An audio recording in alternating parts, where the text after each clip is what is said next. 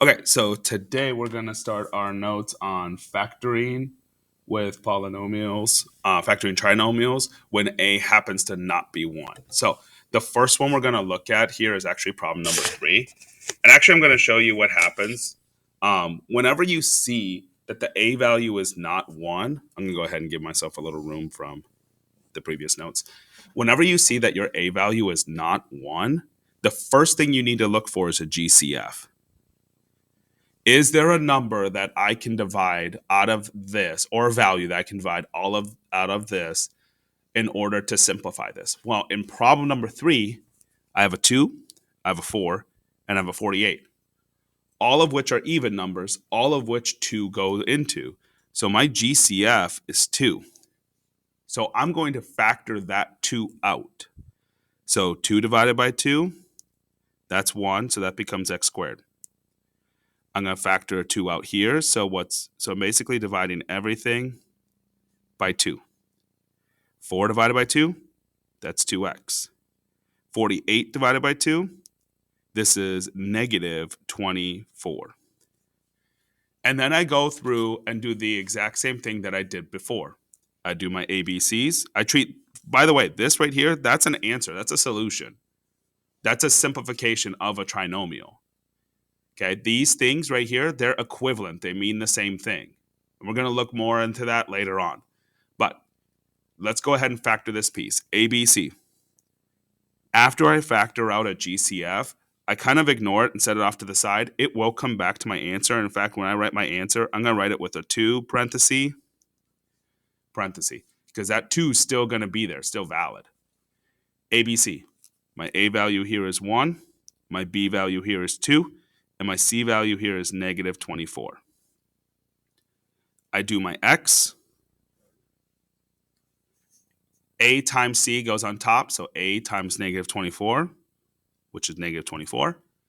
My B value goes on bottom, which is 2. Now, what I've noticed is that this on top is negative, this on bottom is positive. That means because this is negative, one of these is going to be negative, the other one's going to be positive. And in fact, because this is positive on top, the positive value is going to be bigger than the negative value. So 2 numbers that multiply together give you 24.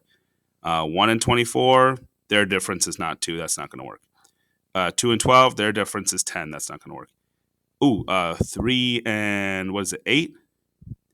8 minus 3 is 5. That's not it. 4 and 6, that's it, because the difference between 4 and 6 is 2. Because this is positive, my larger number is going to be positive 6. My smaller number is going to be negative 4. And as we learned yesterday, when we do the box here, this is x squared because it's my first term. This is negative 24. We have 6x. We have negative 4x. And as we kind of figured out yesterday, this becomes across the top x minus 4. And this down the bottom goes x plus 6. And it matches these up here. Okay? We'll talk about problem number 4 here at a later date. So we're going to go ahead and just save that for something a little bit later. But my key point here, if you want to do it on your own, your A value is 1, but your B value is 0. And your C value is negative 25. So we'll come back to that in a later date. So let's first look at this.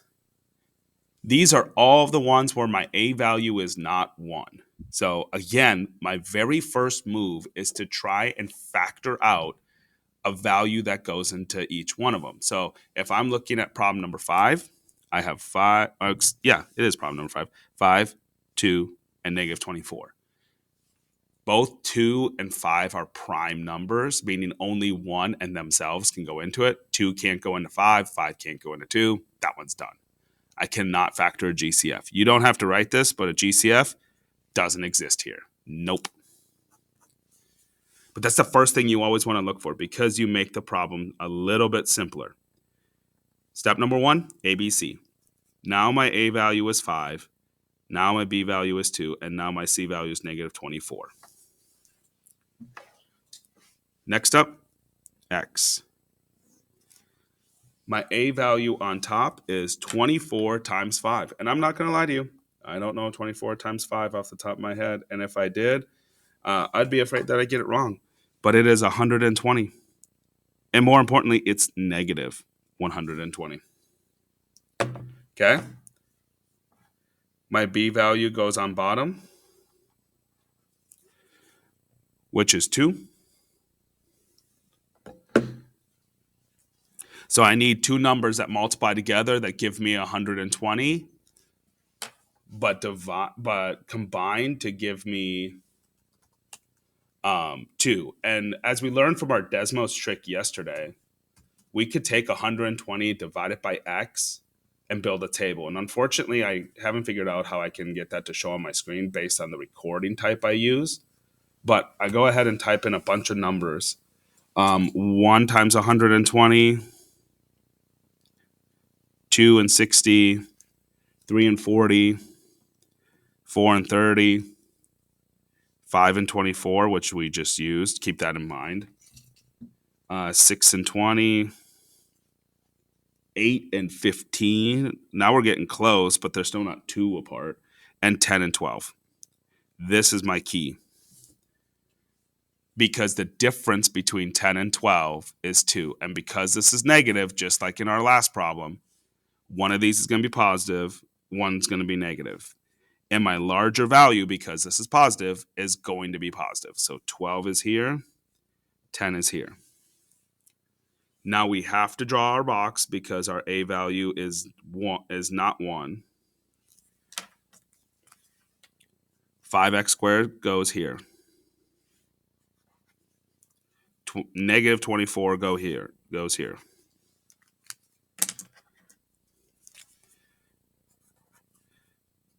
12x, negative 10x. This is where it starts getting really challenging because now you need to figure out two numbers that multiply together that give you these values. And as you can tell, like especially 12, 10, 24, there's a lot of different combinations. So what you always know here is that there has to be an x this way and there has to be an x this way. And because this is 5, I know that one of these has to be a 5x. So this is where it's going to take a lot of grit and determination because you might mess up along the way. I have to figure out, should 5 go on this line or should 5 go in this column? And the way I determine that is I look and I see, does 5 go into everything up here? Is 5 a factor of 10? Yes, it is. Okay, then I also look this way. Is a 5 a factor of 12? No, it's not. So I can't go here. It has to go here. So I put my 5 right here. Because 5x times x squared is 5x squared. And 5x times something will for sure get me negative 10. So first of all, this is positive 5x. That's negative. So I know this is going to be negative. And what times 5 gets me 10? 2.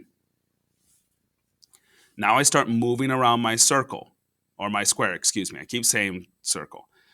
What times negative 2 gives me negative 24? Well, 1, I know it's positive. Okay? And 24 divided by 2, that's 12. So my binomial here is x minus 2 and 5x plus 12.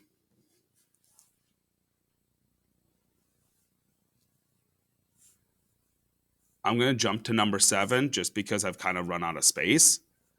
Also, number 7 has a GCF, and I want to deal with that first. So my GCF here, there's a value that goes into 18, that goes into 3, and that goes into 6. It happens to be 3.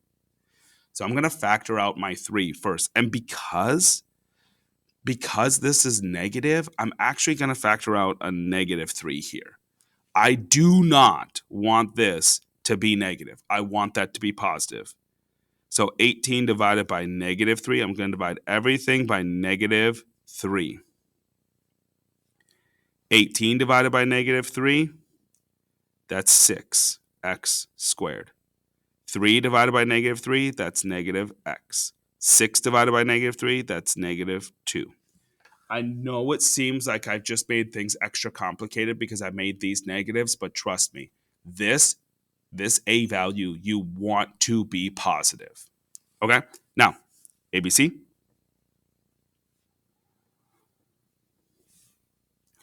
This, by the way, again, this is actually truly a factored version of the trinomial above.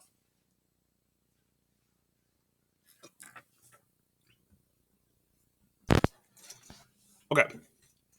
So my a value is 6. My b value is -1. My c value is -2. I do my x.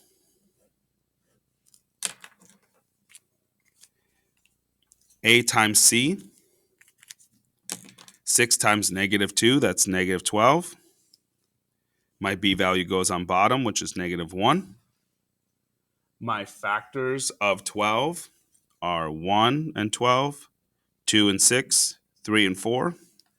Because this is negative on top, that means one of these is going to be positive, one of these is going to be negative. My value on bottom needs to be more negative. The negative value is larger, and the difference is 1. 12 minus 1 is 11. That doesn't work. 6 minus 2, that's 4. That doesn't work. And 4 minus 3, that's 1. So that works. And because this is negative on bottom, my 4 is negative, my 3 is positive. Box. And just like I did in this problem, I'm going to write this binomial out first, and I'm going to write that -3 out first before I forget. I don't want to forget about that. My a value, because I factored out that -3, these are the parts that go into the box. If you use the original problem, then it's going to be super, super complicated. And it's not wrong if you don't factor out the GCF, but you might miss answer choices. Okay. And then here are my other boxes. So 3x and -4x. Now, looking at this, I know two things for sure. I know how to make this 3x. I need a 3 and an x. I know how to make this for sure. I need a 2 and a 1, and one of them needs to be negative. Okay? Here is actually not where I'm going to start because I could use a 3, I could use a 4, or I could use a 2, I could use a 1 and 6. There's multiple factors to make this. This for sure is still going to have an x and an x. So you can always start out with that. That's always permanent. But now I'm like, oh, it could be a couple different values here. So I don't want to mess with that. I'm going to mess with this. Okay. And the same thing here, because I could use 2 and 2 or 1 and 4 and stuff like that. So I'm going to go here. I know for a fact that it has to be a 3 times an x, right? Does 3 go into both of these right here? Yes. Does 3 go into both of these right here? No. So in order for this 3 to show up, it actually has to be up here.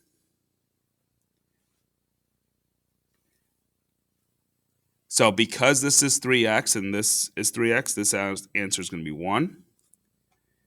So now I can start working my way across. If this is 1, that means this has to be -2.